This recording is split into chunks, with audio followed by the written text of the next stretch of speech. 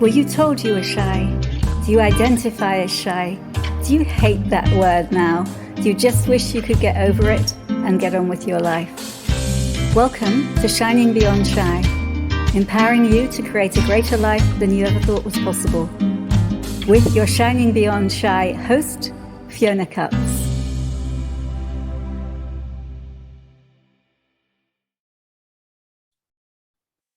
So, hi everybody, this is your host Fiona Cutts and welcome to Shining Beyond Shy. So I'm really excited to have you here this week, Peter. So you're a public speaking coach, an author, and on your bio you talk about become confident and credible, the 3 C's every time you speak. And so you have this from your own experience as well. You've told me that you used to have 2 speech impediments, were extremely shy, and now regularly speak to lots of people. In fact, you say that you've spoken to more than 100,000 people in 7 countries. So that is totally amazing. So where should we start? Well, yeah, go First of all, it's a pleasure to be here. Thank you for having me. And yes, everything you said was accurate. I grew up with a lisp and a stutter, and I still have both. They're just well hidden. And I learned to do that over the years. And now I speak, and even more so, I'm a coach for other speakers, whether it's professional speakers, executives, and business attorneys and the like. Oh, fantastic, fantastic. So as you know, so a lot of the people listening to this are shy or have been shy or at various points on the journey. And I also know, because I've had my own journey with speaking and public speaking, so it's something that I often work with shy and not shy people. So I know there are people interested in that as well. So can you say more about hiding the lisp? And because it's like we spoke for just a few minutes before we came on, and it's like there's nothing that I notice in the way that you speak. No, most people wouldn't. I do. I hear it more than anybody else does, and that's just being self-conscious. But when I was young, so we're going back into the 60s, what speech pathologists, and I'm not even sure the woman that I had to go to every Tuesday morning in school was a speech pathologist or not. I have no idea what her qualifications were. I wouldn't have known being that young. But, you know, they put you through tongue twisters and all those different things. And it was torturous. It really was. And I ended up every Tuesday morning hating to go to school. Every other day I didn't mind, but I hated it on Tuesday mornings. And as a 9-year-old boy, she would have me in tears before that hour was over. But again, that's the way it was done back then. So credit to her, however, by the time I got to high school, both my stutter and my lisp, and again, they're still there. They're still here now, but no one knew I had them. And I also didn't talk very much, which also was the reason no one knew I had them. But I'm still shy. To this day, I'm still extremely shy and incredibly introverted. But neither of those have anything to do with public speaking. Yeah, isn't that interesting? Yeah, because again, having known you for a few minutes, it's like that doesn't, it doesn't seem obvious that you're shy. Let's put it like that. So I have loads of questions here. So Sure. loads of things going on in my mind. So you say that you notice if you're stuttering or lisping. Are you still critical of that, or are you sort of okay with hearing that with yourself now? I don't know if it's age, wisdom, or I'm not really sure. I wish I had felt this way when I was younger, but it has a lot to do with it is what it is. And truthfully, I realized when I got older that no one cared that much. No one cares all that much if I stutter while I'm trying to say something. If I'm on stage and I try to use a 5-syllable word, which I just do not use, and every once in a while my brain will say, use this word that you've never used before, and it happens to be 6 syllables long. I'll stutter over that word and stutter over that word, and then I end up making a joke out of it and use the simple 1-syllable synonym for it. So it's not a big deal. It just isn't. No one really cares that much in life. I figure now they just don't. Yeah. They're not that critical. Well, I love that. But one of the things that I talk a lot about with shy people, and I noticed with myself, as I was coming out of shyness, I was so relieved that it was finally changing, that any time that I did go to shyness, which I still sometimes can, but in those days, I was so judging it. And it was like such a painful place to be. It was almost as though I could only do this work that I'm now doing with shy people if 110% of the time I was definitely not shy. And I realized I had to just let go of that total self-judgment. So I love the way that you say that you've done that. And I also love that, which I also talk about in the work that I do. In the end, it's like we're our own worst critics. Nobody else really notices that much or even cares that much, not in a nasty way, but it's like people are just so obsessed with their own, whatever it is. They have their own lives to live. And truthfully, if they criticize you that much, what are you going to do? That's their problem, not yours. Thank you for that as well, because that's another thing that I and a lot of my clients can have as well, that thing of being really worried about what other people think. And I guess for you to be speaking to so many people, you have to have let go of that, because if you've spoken to 100,000 people, no doubt there's at least one of them, maybe more, who's been critical, judgmental, whatever. Well, I look at it differently than a lot of speakers. A lot of speakers, when you speak at a conference, you get rated. Every attendee who listens to you can write their evaluation. And a lot of places have the smiley faces, from a smiley face to a frowning face, and 5 different steps, and they circle those. And I used to try to get all smiley faces. I wanted everybody to say, this guy was awesome. And I learned somewhere along the line, probably from one of my mentors, that if everybody likes you, you weren't challenging enough. That my job wasn't to go out and have everybody like me. My job was to go out and to inspire them, show them how to do something. And not everybody reacts to that. So if I was striving for 5s as an evaluation out of 1 out of 5, 5 being the best, then I was doing something wrong. If I got a 4.1, I was probably a better speaker that day. Isn't that interesting? I love that, because I guess that if we try to please everyone, we're totally diluting who we are and what our message is. Sure, exactly. And that's when the focus comes on us, right? We want everybody to like us. And we all often think, what if I screw up? What if I forget what I'm going to say? What if me? All these things that are self-focused, as opposed to focusing on the audience and serving them however you're there to serve them. Sometimes I'm there to inspire them. Sometimes I'm there to actually show, let's say it's a breakout, to show them how to do something, speak with confidence, stand with confidence, whatever that might be. That's my job, is to serve them. It's not to think about how I look and, what are they going to think about me in the end? Yes. I'm laughing. Probably like a lot of us, I have spent some time wondering how I look on stage, or wondering. Well, that might be a little different. Yeah, you want to look nice, but it's not about us in the end. And I'll give you an example of that. I was just on another podcast and we were talking about school. The teacher that I looked back on in high school that helped me the most out of any teacher I've ever had, any teacher, professor, whatever, she and I could not stand each other. We did not get along, and I was a decent student. I wasn't a troublemaker and everything else, but twice I got kicked out of her class. We did not get along at all. She helped me more than anyone else. So it's not there to be liked, because I didn't like her, but boy, she helped me a great deal. Yeah, isn't that interesting? Yeah. Thank you for that. Yeah. So just take the onus to your speakers who are shy. And again, I'm still shy. I can't walk into a room of 150 people and just walk into that room and start talking to people. I just can't. And I'd rather just put my car in reverse and go home.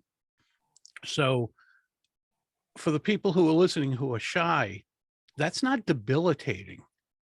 It's just something you have to work with and find the way to do that. But you can do it. Anybody can do it, sometimes with a little help, but anybody can do it. We really can.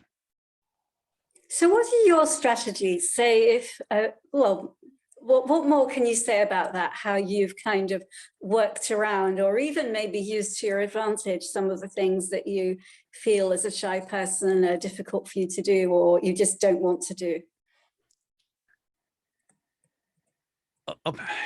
There's a difference between me at home and with my friends and family and the business me. It's not that the business me isn't genuine. Everybody says you have to be genuine, you have to be authentic. It's just a different authentic version of me. It's almost like I'm playing a part of this person who goes out and networks with groups of people that he normally wouldn't do. But again, I can't walk into a room 150. I can walk in first or 10th and have everybody else start to come in, but I just can't walk into a room that's already made. So it's figuring out your parameters and coming up with maybe that alter ego. It's not that it's not genuine. I think most people hear me speak, understand I'm genuine when I speak, but it's just not the same person they'd see at home. At home, I'm, my shoes are kicked off, my feet are up on the coffee table, as long as my wife's not in the room, with a beer in my hand watching football. That's me at home, and I'm relaxed. And, and truthfully, my wife says I'm like a 7-year-old because I'm always joking. I'm always silly and those things. No one who sees me speak would ever call me silly, but that's the real me. People who see me speak will still think I'm genuine because I am, but it's just genuine in that particular circumstance. And we all have those. We all have those. When I met my in-laws, it wasn't the same person. Yeah, for the first time, it wasn't the same person that I am on my own or with my friends, but it was still genuine. It was just genuine for that situation. So if there are people, and there will be people on this podcast who are shy but who need to make some kind of presentation, be it on Zoom at the moment with some of the COVID restrictions still in place in Europe, or maybe they do have to go to a networking meeting, or even, it's like for some of my clients, it's even going to a school meeting where they have to talk about their children's progress. Even those kinds of things can be difficult. What tips would you give people? First one I give my clients or anybody else who asks, breathe. Breathe. Yes. Just breathe. And, we laugh at that, oh, I breathe all the time. No, you don't. Well, you do, but it's only shallow breathing. Take a deep breath, let it out. Don't hold it. You're not at the doctor's office. Just a deep breath in, let it out. Actors are taught to do that. If they forget a line, if they feel uncomfortable, if something's not going right, take a deep breath and let it out. Think about when you get. I just want to clarify, and I'm sure that you didn't think this, but I wasn't laughing because I was laughing. No, everybody does. So simple. Thank you. It's so simple. Everybody laughs at it. And everybody does. And I understand that. But that's the great thing is it's so simple. And you can do it anywhere. Yes. But think when someone scares you, someone's playing around, they hide around the corner and you walk by the corner, they go, boo, and you jump. What's the first thing your body does? You go, and we hold our breath. That's what we do when we're nervous. We hold our breath. Breathe. Breathe. It'll help you relax. It sends oxygen to your extremities, into your brain and to your heart. It makes you feel more comfortable. Also understand that everybody goes through this in one way or another, to one extreme or another. What you're feeling when you're nervous about walking into a room or whatever. In that, what we label as we're afraid of or nervous about, that same feeling we have when we like an adrenaline rush, because that's all it is. It's an adrenaline rush. If you like roller coasters or jumping out of planes or base jumping or things like that, whatever it might be, water skiing, it doesn't have to be terribly dangerous, water skiing, whatever. It's the same feeling. Your body and mind are going through the very same thing. The only difference is how you label it. It's the only difference. And I'm sure there are psychologists who will go much deeper than that. But on what I can speak about, that's the difference, is how we label it. Yeah, no, I love that you say that. It's something that I talk about with people as well, that they often feel that they're afraid. And I know for me, as I started to be able to step into, I mean, for me, it's leading workshops, as I started to be able to do that, I would feel that feeling. I was like, oh, I'm afraid. And I would like, hey, no, I'm not afraid. I'm more excited than ever before, because I'm finally being able to share some of the stuff that I know. And it's just being really aware of that physiologically, no, I can't say it. I've done that thing. It's not even a 6-syllable word. Physiologically. Yeah, well, think of professionals who are at the top of their game. Let's take a football player. I mean, a different thing in Europe than it does here in America, but the idea is still the same. So you take a football player and it's the championship. Here in the US, it would be the Super Bowl. And the reporter, an hour and a half, 2 hours before the game, sometimes have the opportunity to speak to a few of the players. A rookie, maybe someone in their second year, will often say, well, you know, I'm really nervous. This is the biggest game of my life. But once we get out there and the game starts and we hit each other, it'll be a normal game.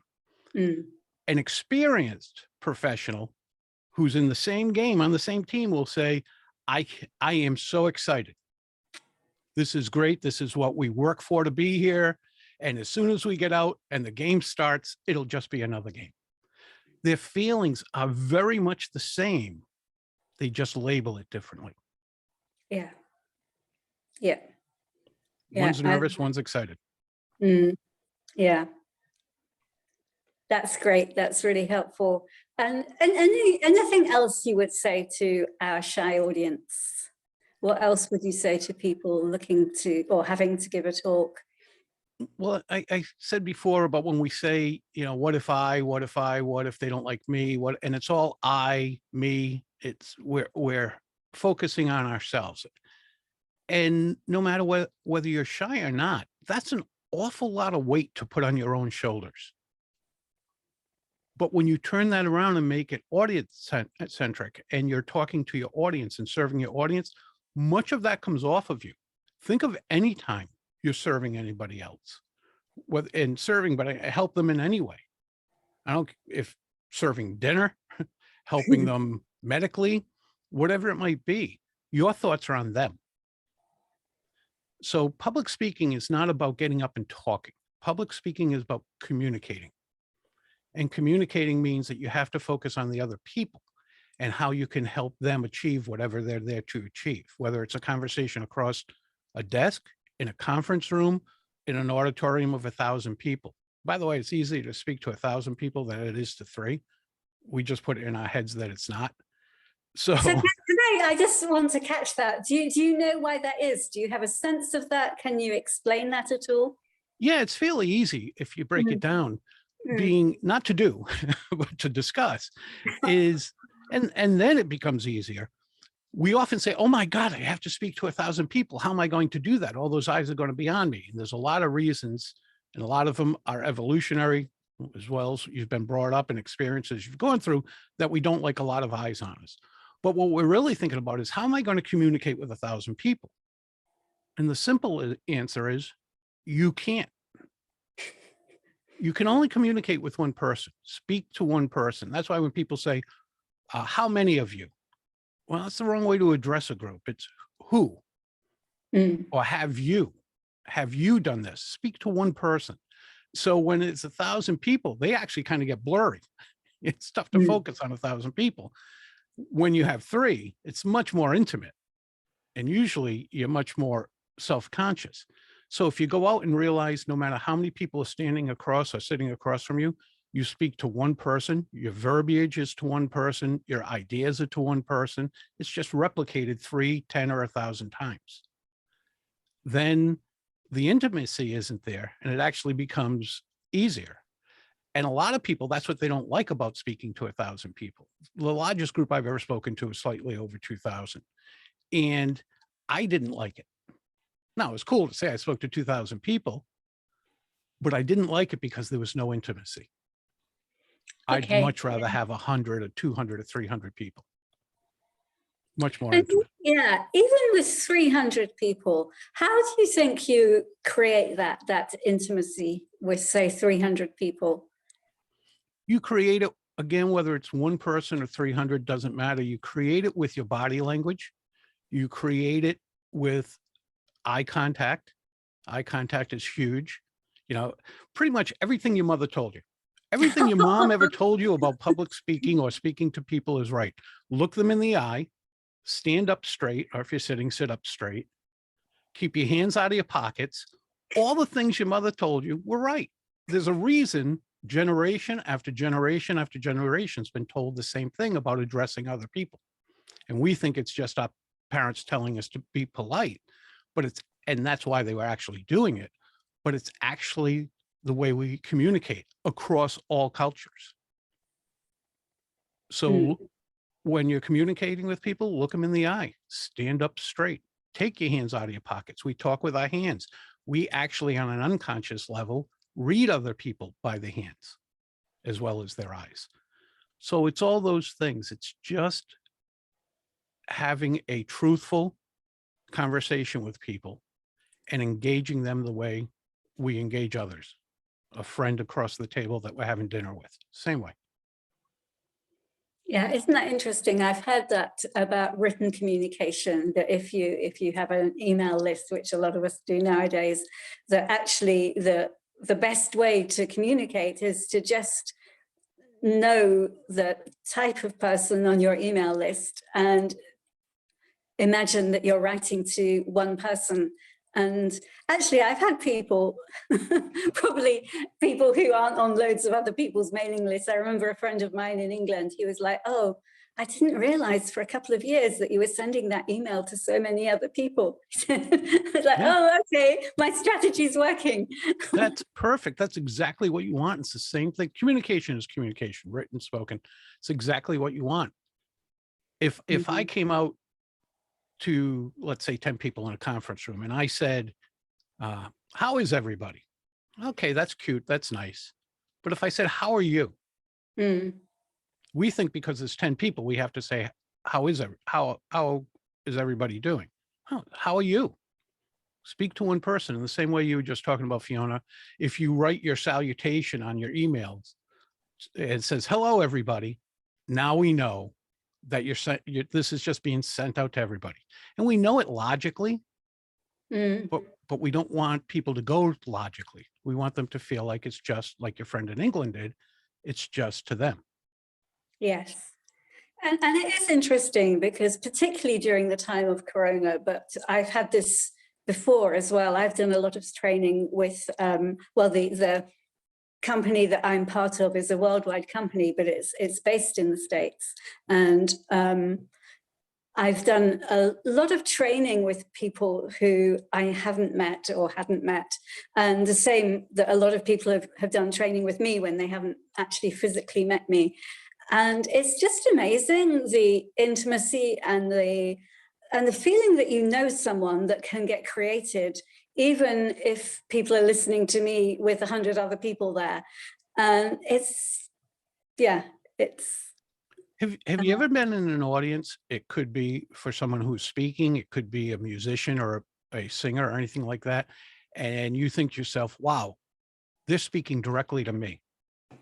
Yes. They did not use terms like everybody and how many of you, that type thing. They will use the word you, most powerful word, and whatever the translation is in any other language, the most powerful word is you, as opposed to everybody. So that's a great thing about getting up in front of people. When people say, well, I'm shy and I might not want to do that, man, it's a great way to build your career. Because when we get up in front of people and we make a connection, then those people will self-select to do business with us. It's no different than if you go to a concert. Your friend brings you to a concert and you've never really heard that musician before, and all of a sudden you're like, wow, I love this music. I have to go download all the albums and all this. Well, you just self-selected to do business with them. Get in front of people, and people in your audience will do business with you. They will select you. Yeah, yeah. That's great. So I'm wondering what else would you like to tell our audience? What else can we glean from you? What else do you know? Well, we're talking about self-selecting. That's great if you're speaking for your own business, but if you're in the corporate world or work for someone else, then you're more likely to get hired and promoted if you can communicate well with others. Yes. And that's one of the reasons people hit a certain point, no matter what their knowledge is, and can't progress up the ladder because they don't know how to communicate. And as you go further up, your communication skills have to increase. So when you level off, if you don't have particularly good communication skills, you limit yourself where you can go. Great thing about overcoming that shyness, at least enough to get out and talk, is that it can take you anywhere you want to go. When you go out and speak in front of people and do it well, you're part of a very, very small minority. And people turn to you to help them and to help others. Yes, isn't it interesting? Because when you talk about that, you described me in the past. So I was an accountant in the corporate world, first of all, and I worked for the Red Cross as well. And in the corporate world, to be honest, I managed to avoid public speaking pretty much. But in the Red Cross, the job that I had to talk in public a lot. And it was terrifying for me. And in the end, it did totally limit what was possible for me. And it wasn't like anybody said, you can't go any further. It was almost like I self-selected that I just would go. I mean, there were other reasons why I went away, but and actually it was the same in the corporate world. When I left the corporate world, it wouldn't have been possible for me to go higher without actually getting over my fear. And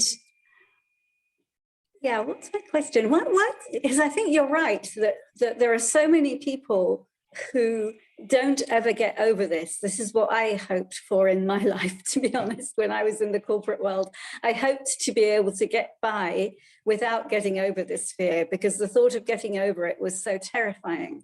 So why is that, do you think, that people find being in front of other people so terrifying? Well, again, we can go into the evolutionary conditions that have been around for 900,000 years that we live with. All those things, self-protection. Your brain tries to protect you 6 times a second, whether you're awake or you're asleep. That's why we wake up in the middle of the night when we hear a sound. All those things are working against you. But mostly it's because we center on ourselves. Okay, yeah. What if I embarrass myself? What if they don't think I'm good? Again, that's an awful lot of weight to put on your shoulders. Just go out and do the best you can do. And, have I ever been the best at anything I've ever done in life? Nope. Do I have a plan to be the best? Nope, not going to happen, but I'll do the best I can. And I'll outwork most people I know.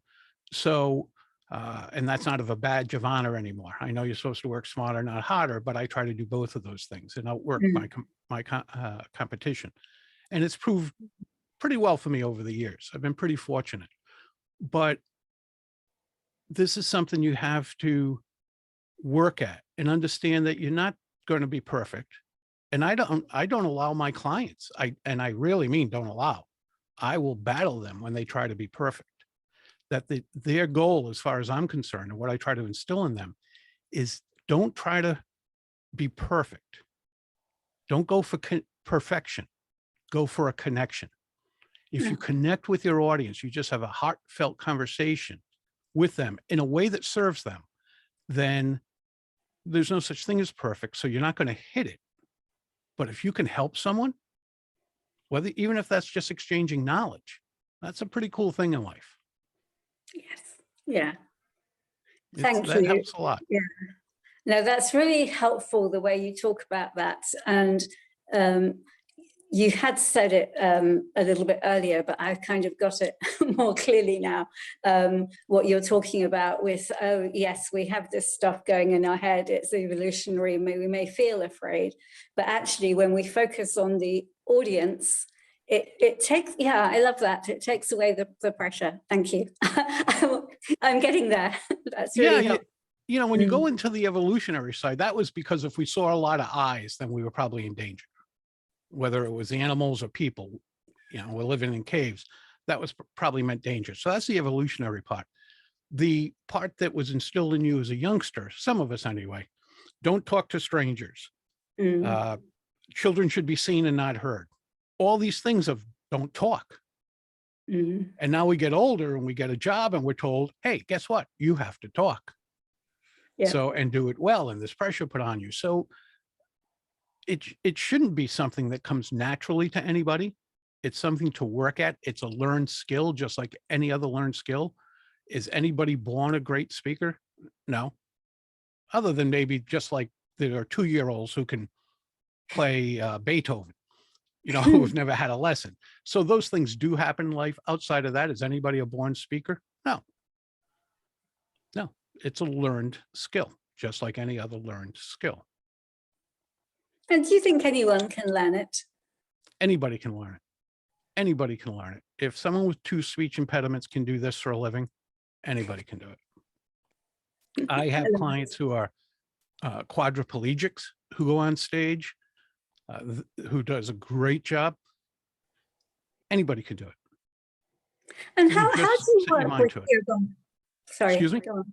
No, you carry on. You're going to say more. I was saying it's one of those things, you just set your mind to it, find the help you need, who can help you, and have at it. And so if there are people who are interested in, say, giving a talk and interested in working with you, how do you work with people? You have one way or several ways? Tell us more about that. I work in a few different ways. One is one-on-one, which is my favorite. And the other is, especially in the corporate setting, I'll work with groups. So it's one of the 2 ways, but I love one-on-one because it's just as they can get more out of it, I get more out of it as well. I love the intimacy of it, just the inner workings of working one-on-one. It's pretty cool. Yes. Yeah, I hear you. And is there a typical amount of time that people need to work with you, or is it individual, or what do you recommend? When I work with individuals, we generally start out with 8 90-minute sessions, whether that's in person or on Zoom. And I have clients not too far from you. I have clients as far away as Beijing. Oh, wow. So, fantastic. Yeah. Yeah. Zoom lets us go all over the world. So that's pretty cool. That is, yeah. So anyway, it's 8 90-minute sessions. Some people go longer than that. When we're done with those sessions, that are perfectly fine. They'll get you where you need to go. But then other people want to strive and work on it even more and take it to even greater heights. And I've had clients for years. Ah, yes. Yeah.